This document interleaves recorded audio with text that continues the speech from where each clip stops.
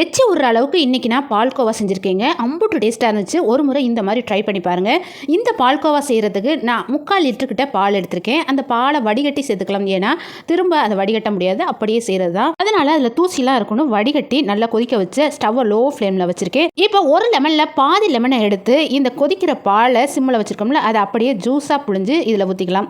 அந்த பால் வந்து நல்லா திரண்ட மணியாக வரும். நீங்களே பாருங்களேன், கொஞ்சம் கொஞ்சமாக திரண்டு பன்னீர் ஸ்டேஜுக்கு வரும். அந்த ஸ்டேஜ் வந்தோடனே இதில் நான் நாட்டு சக்கரை சேர்க்குறேன். சேர்த்துட்டு ஒரு சிட்டிகை சால்ட் சேர்க்குறேன். சக்கரை எந்த அளவுக்குனா நான் 100 கிராம் தான் சேர்த்துருக்கேன். அது போதுமானதாக இருந்துச்சு. இப்போ பார்த்தீங்கன்னா தண்ணி கொஞ்சம் ட்ரை ஆகி கொஞ்சம் கொஞ்சமாக கம்மியாகிட்டே வருது. இதில் 1 ஸ்பூன் நெய் சேர்த்து 1/4 ஸ்பூன் ஏலக்காய் தூள் சேர்த்துருக்கேன். சேர்த்துட்டு நல்லா கொஞ்சம் மிக்ஸ் பண்ணி நல்லா மசிச்சு விடுங்க. அப்போ தான் அந்த பன்னீர் வந்து உதிரி உதிரியாக பால்கோவா ஸ்டேஜுக்கு வரும். சாப்பிட ரொம்ப நல்லாயிருக்கும். இப்போ பார்த்தீங்கன்னா கெட்டி பதத்துக்கு வந்துருச்சு. பார்த்தீங்களா, இது மேலே கட் பண்ண நட்ஸ்களை தூவி நல்லா மிக்ஸ் பண்ணியாச்சு. இப்போ பால்கோவா சூப்பராக ரெடி ஆயிடுச்சு.